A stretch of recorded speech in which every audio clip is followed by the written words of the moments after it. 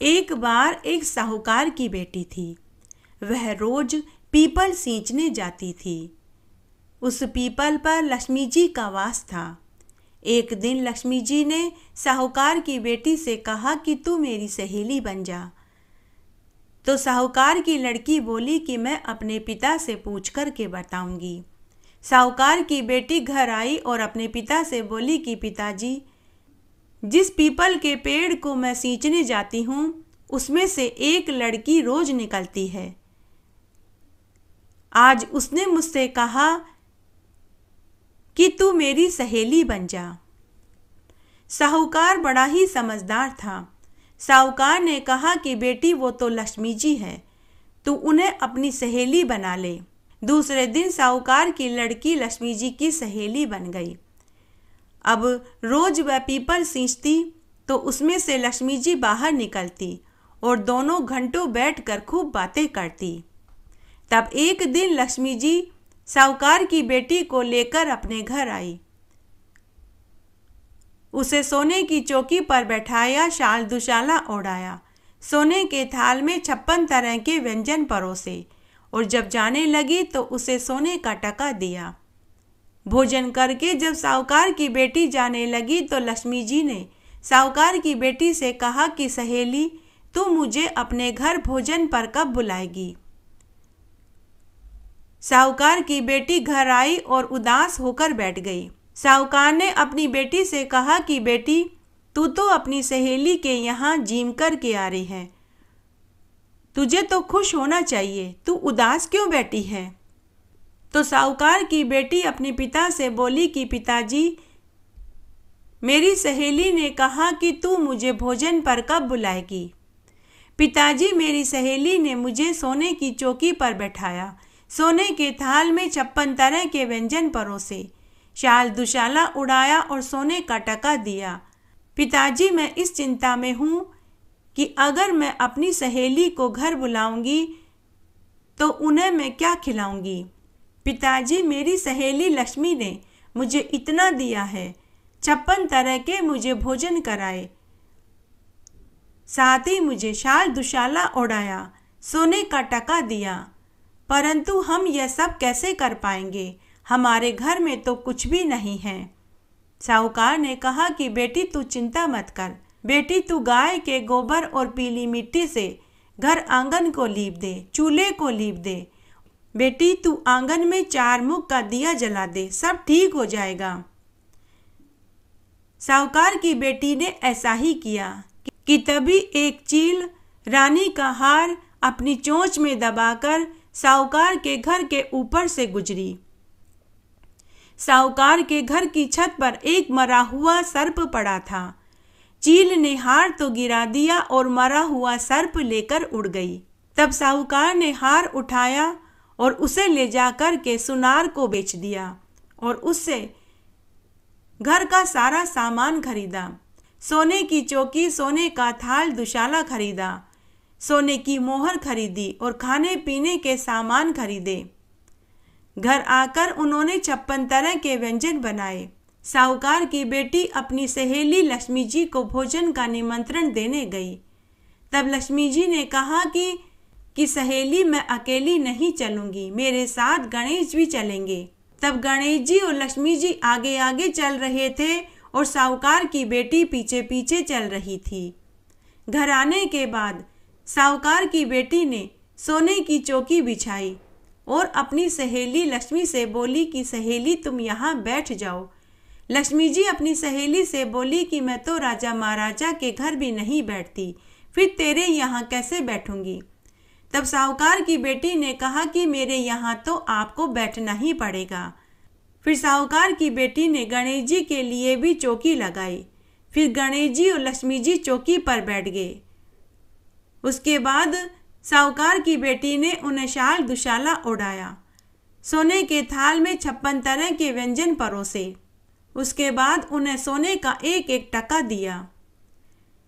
फिर साहूकार की बेटी लक्ष्मी जी से बोली कि सहेली, तुम यहीं बैठी रहना, तब तक मैं अपना घर का काम निपटा कर के आती हूँ। साहूकार की बेटी वापस आई नहीं, लक्ष्मी जी घर छोड़ कर गई नहीं।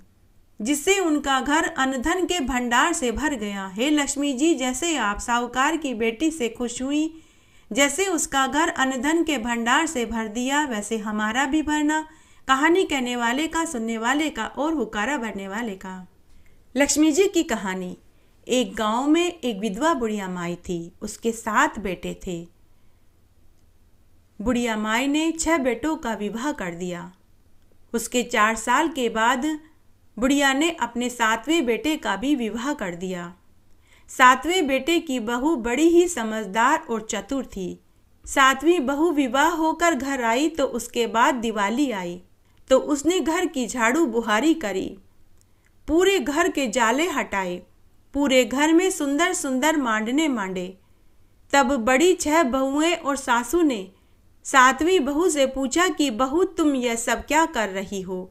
तब 7वीं बहू बोली कि मैं लक्ष्मी जी के आने की तैयारी कर रही हूँ। दिवाली आने वाली है।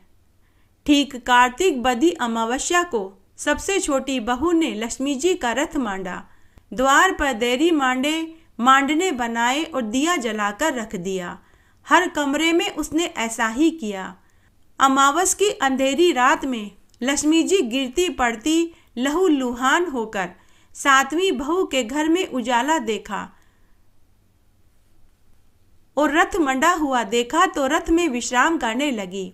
7वीं बहू ने जहां जहां लक्ष्मी जी का रथ मांडा था वहां वह सफेद पांडु से भरत भरने लगी। लक्ष्मी जी ने 7वीं बहू से पूछा कि बेटी, तुम ये क्या कर रही हो?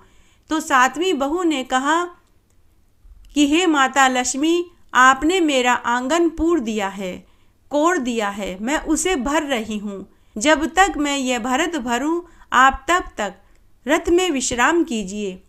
माता लक्ष्मी समझ गई कि छोटी बहू यह भरत कभी पूरे नहीं कर पाएगी, मांडने अनंत काल तक मंडते रहेंगे। तब माता लक्ष्मी ने प्रसन्न होकर उस परिवार को समृद्धि का वरदान दिया। समय समय पर उसके घर आने का वचन देकर रथ में बैठकर विष्णु भगवान के पास चली गई। जाते जाते दोनों पांवों के छाप पगले उस घर पर बनाकर के कहा कि जब तक ये चिन्ह यहाँ रहेंगे, मैं किसी न किसी रूप में इस घर में आती रहूंगी। उसके बाद उस घर व उस गांव में दिवाली का त्योहार इसी तरह नियमित रूप से मनाया जाने लगा। लक्ष्मी जी की कहानी। एक बार एक गांव में एक विधवा बुढ़िया माई अपनी बेटी के साथ रहती थी। बेटी का नाम लक्ष्मी था। दोनों माँ बेटी जंगल में से लकड़ियाँ बीनती और उन्हें शहर में बेचकर उससे जो पैसे मिलते उससे वे घर के लिए आटा, दाल, तेल, चीनी लाती। उसी से उनका गुजर बसर चलता था। तब एक बार दिवाली के दिन लक्ष्मी ने अपनी माँ से कहा कि माँ, आज दिवाली है, मैं अपने घर को लीप पोत लेती हूँ। माँ ने कहा कि लक्ष्मी, पीली की खान से तू पीली लेकर आ, गाय का गोबर लेकर आ, उसके बाद घर आंगन को लीप। तब लक्ष्मी ने ऐसा ही किया। घर आंगन लीपने के बाद उसने दिए जलाए और रात्रि में वे दोनों सो गए। अचानक उन्हें रात्रि में रमक झमक पायल बजने की आवाज सुनाई दी। ऐसा लगा जैसे कोई आवाज दे रहा हो। उनको लगा कि कोई रूपवती महिला उनके सामने खड़ी है। उसने लाल सुर्ख रंग की साड़ी पहन रखी है, कीमती गहने पहन रखे हैं, हाथों में मेहंदी लगी हुई है, पैरों में मावर लगी हुई है। उस रूपवती स्त्री से उनका सारा घर प्रकाशमान हो रहा है। सुबह जब वे दोनों माँ बेटी सोकर उठी तो घर में आने के रास्ते पर पगले की पंक्ति दिखाई दी। आंगन में दीपक, घेवर, सतिया, फूल और मांडने चमक रहे थे। सारा घर बदला बदला सा लग रहा था। सारा गांव कह उठा कि बुढ़िया को तो लक्ष्मी जी टूटी है, लक्ष्मी को तो लक्ष्मी हाथ लगी है, बुढ़िया के घर लक्ष्मी जी की कृपा हुई है। तब से हर गांव और हर घर में लोग दिवाली के पहले घर आंगन की लिपाई पुताई करते हैं। पूरे आंगन में मांडने मांडते हैं, तरह तरह के बेल बूटे बनाते हैं, लक्ष्मी जी का रथ और उनके पगले मांडते हैं। तभी से दिवाली की पूजा करने की परंपरा शुरू हुई है।